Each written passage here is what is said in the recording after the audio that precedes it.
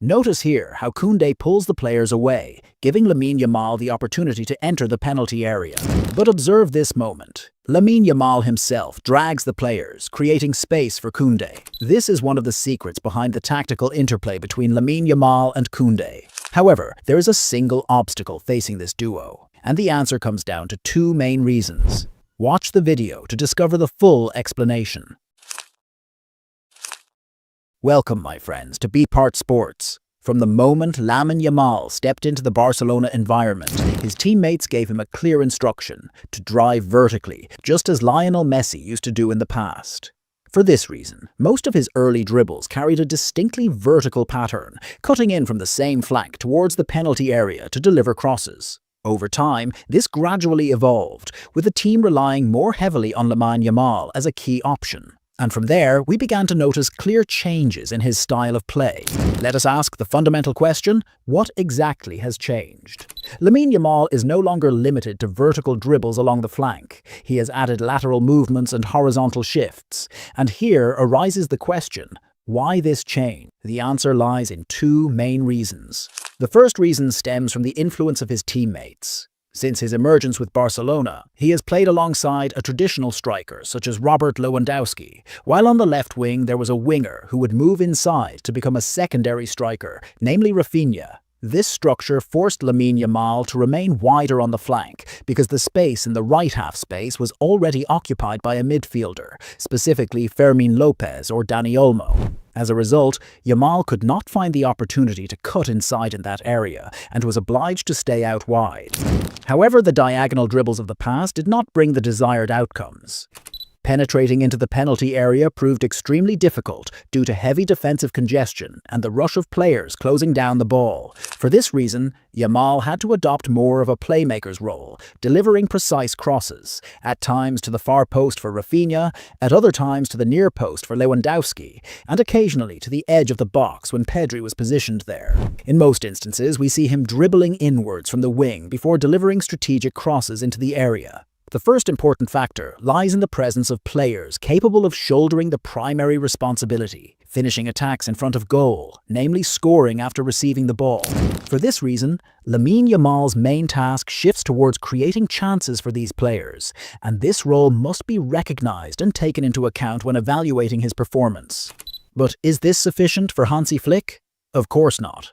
The coach can make greater use of Lamine Yamal's abilities. Last season, his roles began to change, particularly in the second half of the campaign. At that time, I noted that Lamine Yamal's responsibilities this season would undergo a shift, as he would begin moving more frequently into central areas to become capable of shooting from outside the penalty area. The reason is clear. Rafinha will be positioned at the far post, Lewandowski at the near post, and Pedri will return to his usual duties in midfield. As a result, Lamine Yamal has developed his ability to drift into the inner channel, moving from the right wing into the right half space. This adjustment provides him with opportunities to shoot from that zone, or even to dribble further and progress into central areas. And for those wishing to understand the roles of Pedri and De Jong, they should refer back to the previous episode. In other words, Lamine Yamal has acquired the ability to find sufficient space to cut inside from the flank into central positions, unleashing shots from outside the penalty area. These new movements demonstrate his direct intent towards goal, highlighting his progress in mastering spatial control and maximizing the effectiveness of his teammates. Does this mean that Lamine Yamal will stop creating chances? Certainly not. He has proven on many occasions that he places the team before anything else. When he reaches that area, he delivers lofted balls into the penalty box towards Rafinha, or combines with the number 10 to carve a path for himself through the middle before shooting. As a result, his role within the system has become clearer, and he has recognized the importance of his movements into central areas rather than remaining solely on the wing. The second factor, what also influenced him, was Lewandowski's advancing age, which led Hansi Flick to nominate Ferran Torres to play as a false nine. Having a player such as Torres in this role, alongside teammates like Dani Olmo or Fermín López, encouraged Lamine Yamal to move further inside. Why? Because Torres does not always remain inside the box. At times, he drags defenders with him and drops deeper, creating greater opportunities for Yamal to enter the penalty area or cut into central zones. The central areas became less congested compared to when Lewandowski was positioned there permanently. The fewer the players inside the box, the greater the importance of Lamine Yamal's movements in these spaces. The one player who consistently stays inside the penalty area is Rafinha, and thus, whenever Ferran Torres is involved, we observe constant rotations. At times, intelligently, Torres drifts towards the right-hand side to open up space for Lamine Yamal to occupy. And if the defender follows Torres, in that case, the vacant space is left open for Yamal, a pattern frequently repeated throughout last season. The same applies to the number 10, who occasionally drifts inside after Torres returns to his position, shifting wide to allow Lamine Yamal the room to break through centrally. In this way, Lamine Yamal became more involved in the complex patterns devised by Hansi Flick, and he began to grasp his roles and the importance of his diagonal dribbles, whether unleashing shots from outside the penalty area or delivering crosses to Rafinha. My friend, the second and most important factor, and perhaps the most prominent after the influence of the players around him, is Barcelona's need for a player like Lamine Yamal. Why? Because when Rafinha operates centrally, his impact on the wing disappears entirely. The dribbles stop, his threat in front of goal diminishes, and his effectiveness declines. As for Lewandowski, his one-on-one dribbling ability is not at the required level. In addition, there are two other players who occupy the number 10 role, Dani Olmo or Fermin Lopez. With players of different profiles on the pitch, the need for a genuine attacking threat capable of breaking through dense, deep defensive lines became evident. Why? Because the left side lacks the ability to destabilize defenses due to the absence of a natural left winger, which places greater reliance on the right flank. However, if Lamine Yamal's style were limited to vertical dribbles and merely delivering crosses, his threat would be reduced and his movements would become easier for opponents to anticipate. Therefore, it became necessary to develop his style, moving with greater intelligence and flexibility to exploit spaces and create genuine chances in front of goal. So, what exactly is the issue?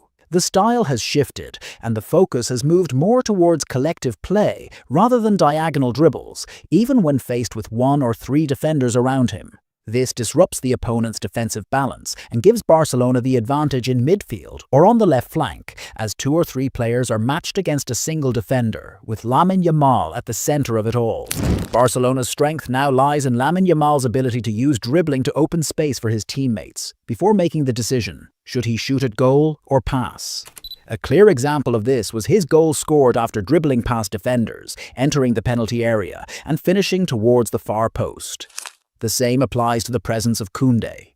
When Koundé plays and positions himself on the right flank, we notice that Lamine Yamal occupies deeper areas, while De Jong drops back, allowing Barcelona's tactical shape to become clearer. Have you noticed how Lamine Yamal is able to return to these zones to act as the team's main orchestrator? On the other hand, when the player is on the left side, Pedri takes on this role. But why is Koundé needed here? His presence enables the use of overlaps, as the full-back operates alongside him and eases the pressure on Lamine Yamal. It forces the opposition to commit an additional defender, which reduces cover in other areas or leaves only one or two defenders to face Lamine Yamal. This is where his exceptional dribbling skills are displayed, setting him apart from other players.